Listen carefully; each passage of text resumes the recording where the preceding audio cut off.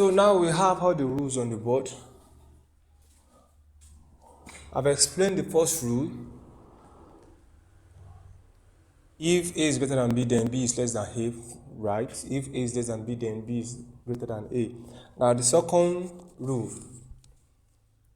number 2, is if A is greater than B and B is greater than C. Don't forget, A is greater than B first. Then you now say that B is greater than C. Then A is greater than C. Now this is a very simple simple example.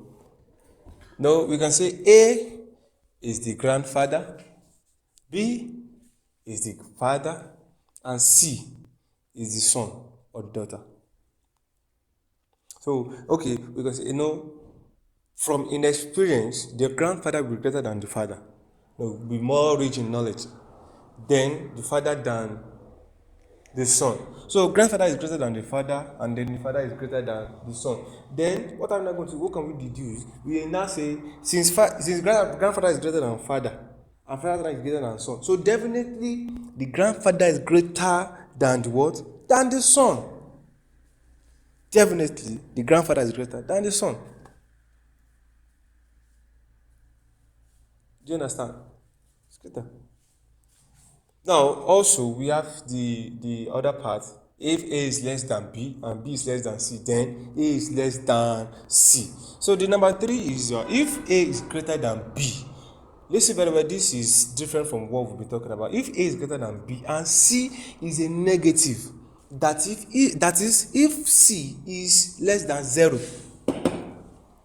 Now, once C is less than 0, less than 0, anything less than 0 is we have from C less than 0, we have -1, we have -2, and so on and so forth. So C is the negative, then AC. When we multiply A by C and we multiply B by C, then AC is less than BC. Also, A over C is less than B over C. That is telling us that once a negative is multiplied through, when you multiply through, you multiply an inequality with a negative, then this symbol, this sign, which is greater than, will be reversed to what? To less than. That is what we are saying. That's what we are saying. So the sign will be reversed. Now, not only in multiplication cases, also in division. When you divide both sides of an inequality by a negative, then the symbol will be what? Will be reversed. The same thing with when A is less than B and C is less than 0 and C is negative also. So when you multiply A by C and B by C, then the symbol will be reversed and you have what? And you have a greater than instead of less than I will be talking about. Do you understand? So these are the rules. So